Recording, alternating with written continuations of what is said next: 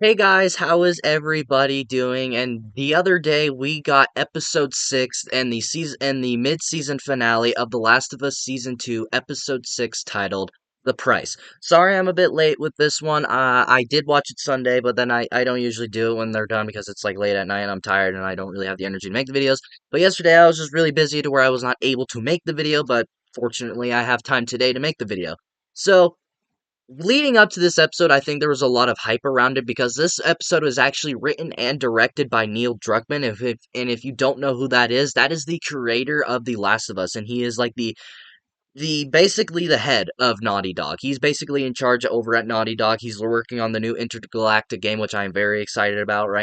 Which I'm very excited about, and he's just the original creator of The Last of Us, and so he was going to be writing and directing this, and alongside another writer who was the co-writer of The Last of Us Part Two. So I was really excited for this episode, and I was really excited to see what this would bring, and also just leading up that this was going to be focusing on Joel and Ellie, and that's what this whole episode is going to be. So I was very excited for that. But my God, was I not prepared for what this episode was going to do to me? Because I have said time and time again that The Last of Us is a very emotional story. This is a very emotional world. Those games have left me distraught so many times that I played them because there's just so many emotional moments and just so many heartbreaking moments when you're not watching, when you're playing that game. And even the last season, the first season when they adapted the first game, I don't think it was overly emotional because I knew what was going to happen, but I still got emotional at the parts that were emotional, like towards the ending and stuff like that. But this might be the most emotional I have ever been towards The Last of Us, and that is saying a lot because those games are fucking gut-wrenching to play. But where we start off with this episode, which I thought was very interesting that they decided to do this, and I was really interested to see, and I'm kind of a little interested why they did it, but towards the end, I think I know why the answer to it now. But where this episode begins, we start with seeing a younger Joel and a younger Tommy, to where Tommy seems to have done something we don't know what just quite yet when the episode starts. But then his father comes home, who is played by the guy in Hawkeye, who's the villain in that. I'm pretty sure he was in Better Call Saul, if I'm not mistaken. I forget his name, but he's a pretty good actor who plays Joel's father, and he comes home and he asks Joel what happened, and Joel tries to take the blame for Tommy, which we have seen Joel try to do throughout the stories before, and so he's trying to stand up for Tommy, and then unexpectedly, where his father knows he's lying to him, he knows Tommy did it, to where apparently Tommy tried to buy some weed off somebody, and then they got into a fight, and Joel fought the guy that basically tried to scam Tommy.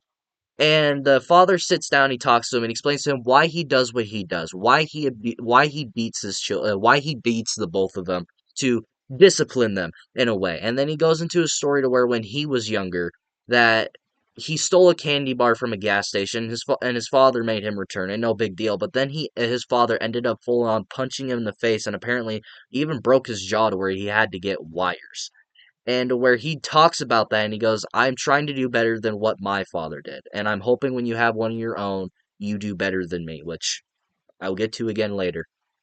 And that was a very interesting way to start this episode because it doesn't really add to anything. I never thought like it was overly necessary. I did like the opening. I thought it was an interesting way to start this episode. But again, it didn't really full on need to be there. And a small little detail that I like that they re-added into the intro to where they like the intro to this show and all that. Instead of it just being Ellie again, to where at the end they have like this weird stem thing to where it makes it look like it's Ellie, which in the first season and in the first episode of this season, it was showing Joel and Ellie, but after Joel died in episode 2, it was just Ellie. But since this episode's focused on Joel and Ellie, they brought back the Joel with the stem. I thought that was a cool little detail when I was watching it, and I was just like, oh, they added it. This is Joel and Ellie episode, and we get to see Joel. This is fun. And to where we start the episode to where it's about a few months after the events of season 1 and that first story, to where Joel is kind of preparing for Ellie's 16th or 15th birthday, I believe it's their 15th birthday, and where she's preparing for that, and we see him kind of fix up the guitar and stuff like that, and then while he's doing that and kind of preparing for it, we see that Ellie tried to burn her arm so she can wear short sleeves, so she can wear short sleeves again, so no one will recognize her bite, which they have brought up before, and they did bring that up in the game that she did that so she can wear short sleeves so no one will see her bite, which I thought was a cool thing that they added here. But then the moment that I felt like they recreated perfectly from the game, in which I was kind of worried that they weren't gonna do it because like that's one of my favorite moments from that game is Joel playing Future Days. I thought that whole scene that of them recreating that was absolutely amazing. Pedro Pascal, I got to give credit to him as well. I thought he sang the song pretty damn good as well. And where they just recreated the scene perfectly, even the smallest little thing Ellie saying like, "Well, that didn't suck." Like that whole moment, I thought that was absolutely awesome. I just love that. And then we jump a whole nother year, and I might be getting it mixed up because I'm trying to remember of what the order of these go in because there's a lot of them. But I believe the next one is that we jump in into a year later to where it's another moment that they recreate from the game, which is actually a segment to where it actually is Ellie's birthday. That whole Future Days sequence in the game, that was just Joel giving her a guitar. That was nothing special. It was just him giving her a guitar. But in this, it was for her birthday. But then we jump a year later, and then we do the whole sequence that I absolutely love from the game, and is probably the most heartfelt moment in the entire game, probably the game moment that I love the most, is where Joel takes Ellie to this dinosaur museum for her birthday. And throughout the game, you kind of go around and explore and stuff like that. And a moment again, absolutely beautifully recreated from the game, is the moment to where she gets into the space shuttle and has a helmet on, and then Joel gives her a cassette tape, which I still to this day I wonder how the fuck he found that because there's no way that he just found that. There had to be some way that he got that because there's just no way he just found that. I mean, he says it took a mighty effort to find. There's no way you just found that. There's some way you got that differently. But whatever. And he gives her a cassette tape and it is a space shuttle announcement, basically, of a shuttle basically announcing that they're about to go to space. You're about to be launched up into space. And then they beautifully recreate it to where Ellie just closes her eyes, and then it's her imagination and what we kind of see around her, of what she thinks going to space is like. That is a moment that I love from the game, and it's just, again, another heartfelt moment, a great bonding sequence with her and Joel. They did that sequence, scene for fucking scene, and I absolutely loved that. That was something that I loved that they did, something that I appreciated that they did, because like I even watched the behind the scenes thing after this episode was over, and Craig Mazin, who is the showrunner and the creator of this show, alongside Neil Druckmann, even said when Neil showed him that scene from the game, he said that they need to make it just like that. They need to change nothing and make it just like that, which why I think Craig Mazin has been doing a fantastic job with this because he understands the source material and he wants what we want basically. So that was a great moment. I was so happy that they recreated that moment perfectly because like that again, that whole sequence in the game was one of my favorites and one of my favorites just out of the entire series. So yeah, I thought they recreated that beautifully. And then again, we jump in a whole year later, which I didn't really like how they kept doing that. Which at the same time, I get it. To where we jump in a year later, to where now Ellie, I believe, is 17, if I'm getting my math right, and if I'm thinking properly, is where we jump a year later, and Joel comes home early to where she basically becomes a teenager in just one day. She's smoking weed, she's getting tattoos, she's having sexual intercourse already, and to where Joel also then finds out there that she is a lesbian. And and then we kind of see to where the breaking point kind of happened between her and Joel, because at that point to where Ellie kind of gets yelled at by Joel, they kind of have an argument, and then Ellie kind of goes outside and tries to move into the garage, which we do end up seeing ends up happening in the beginning of the show. Because if you watch the beginning of the show, she lives in the garage. I don't think she lived in the garage in the game. I think she just had her own house that lived closer to Joel, if I'm not mistaken. But then that's kind of the point to where we kind of see where Joel and Ellie's relationship slowly started to departure from each other, which not major by any means, but that's when we kind of see that Ellie kind of becomes an adult and kind of becomes just her own person necessarily, which I thought was a cool detail that they added to where it's just like she's 17 now, and to where she's slowly starting to become her own person. And then about a few months later, I believe we jump about 9 months, I believe it says now, to where we now jump 9 months later. And to where she is going on she's going on route or whatever they call it in this, where what is it? I forget. They go on this like whole mission thing where they like just scout the area. Like we're calling it scouting. They call it something, but I can't fucking remember. But we're gonna call it scouting with Joel for the first time and kind of getting that practice to where this is something they had been talking about a lot before the show even came out and been kind of building up to these last few weeks with this show, is to where we finally get to see the Eugene character. And if you don't remember who Eugene is in the game, we don't know anything about him. All we know is that he's a former Firefly and that he grew weed. That's all we knew about him. And like, if you don't remember, if you need me to refresh your memory, is when Dina and Ellie go into the one store at one point, and then they go into the basement, and there's a whole bunch of weed, and then they end up smoking it and having sexual intercourse. That was Eugene's place. That's who Eugene is, and that's who they kind of build up in this. And they were kind of hinting that they were going to have him as his own episode. They said the episode was going to be similar to Bill and Frank's, which I must have misheard or misread what they were saying, because what I thought they were going to do is they were going to have a whole episode just dedicated to Eugene. But no, what we got is that while they're Ellie and Joel are on patrol, God, that's what the fucking word was patrol. They end up getting a radio call saying that Eugene and someone else was being attacked, and those two are the closest to him. And they end up going there, and they find when they get there, Eugene has been bit, and he doesn't have much time left. And his one request and his one dying wish, basically, is just to go back. Just to go back home and to see his wife one more time before he dies. Obviously, Joel's against it because that is putting a lot of people at risk and putting him and Ellie at risk because, like, there's what if he turns while we're going back and we both end up dying? But then Ellie kind of tests him, and we get the cool little callback to the first season of when Ellie kept constantly getting tested by uh by fireflies to see if she was immune and to see if she was getting infected. It was like, hold out your hand, slowly count to 10 slowly and clearly and stuff like that, which I thought was a cool little callback. And then we find out he has time. Ellie goes to get the horse, and Joel says that he promises that he'll bring him back, see his wife.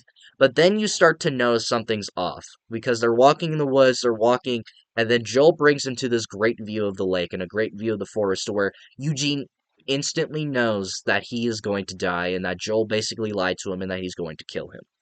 I thought that was a pretty messed up moment, if I'm being honest, and I thought that was a it's a moment I saw coming, but at the same time, I was like, that's a little messed up, and it's a kind of unfortunate, but that's just the world that they live in.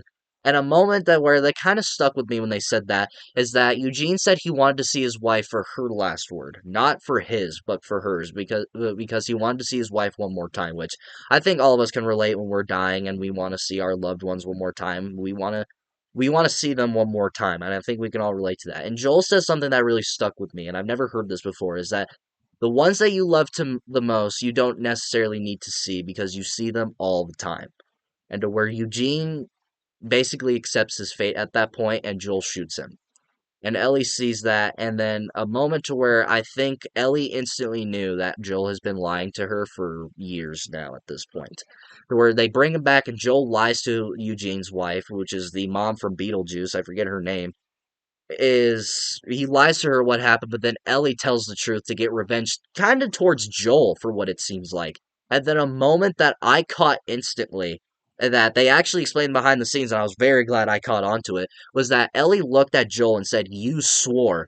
But he said that he promised when he said that he would bring Eugene back, but she said you swore, hinting at that Ellie knows that he has been lying to her for years about the Fireflies and what happened at Jackson.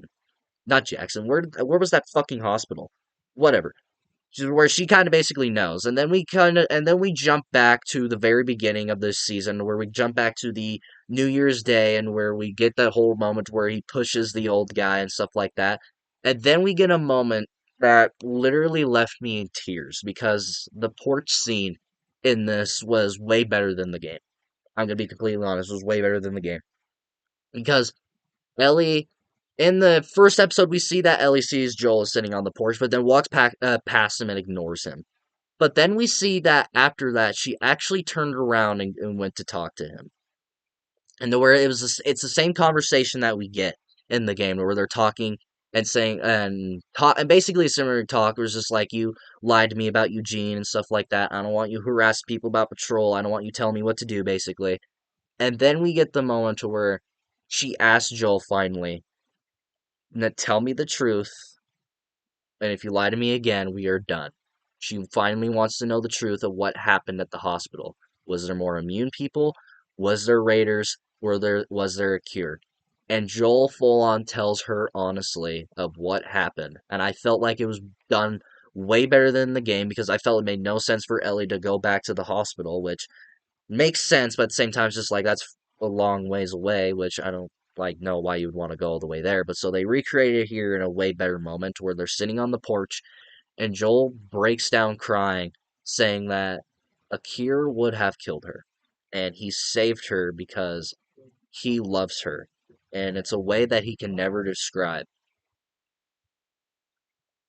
And literally started breaking down crying. I have not cried that hard in a while watching this. I had not cried at something The Last of Us related in a long time, besides replaying the games, I guess. But when I was watching it, I literally just broke down. I'm not afraid to admit that. I know I'm a man, and I should be not be emotional over a fucking show or a fictional character in fictional world, but it's kind of fucking hard when you love it so much.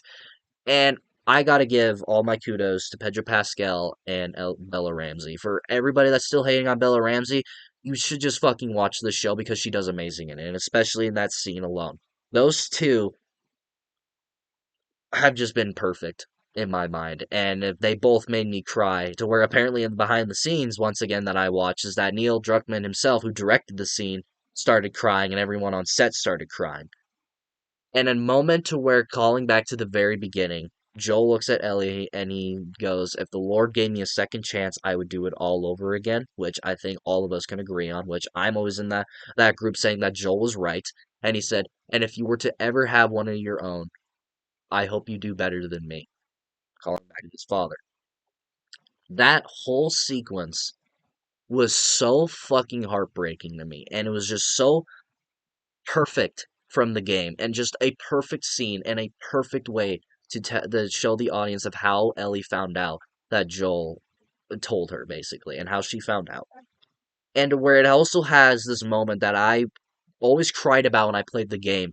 This was the last conversation Ellie had with Joel.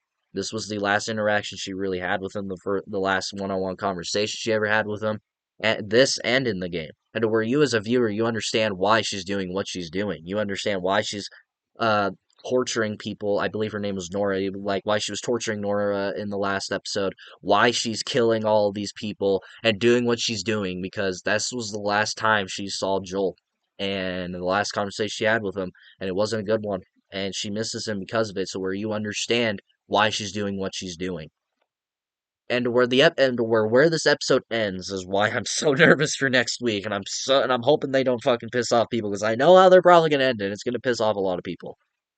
To where Ellie heads back to the theater away after the hospital with Nora, and is heading back to to the theater and about to find Abby, which we all know what happens after she kills Nora and goes back to the hospital.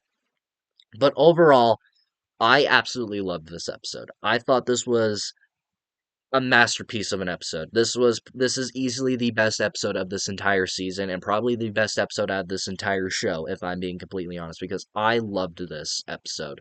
I truly did. Neil Druckmann and directing and writing this, you can tell is all over it. Like you can tell his fingerprints are all over this episode and that should not take a blind eye to see. But I absolutely loved it. I thought this was a beautiful episode. I absolutely loved it. So yeah, I cannot wait for next week, but then at the same time, I can wait for next week because that's the final episode of this season, and then I gotta wait a year or two for fucking season 3 to see the full story or whatever. But let me know in the comments below what you guys thought about episode 6. Was this your favorite episode? Is this not one of your favorite episodes? What did you think about the episode? Let me know in the comments below and we shall talk about it. And if you like this video, like it. If you love to subscribe to the bell notification so you will get notified for all of my latest videos. And of course, till my next video. See you all next time.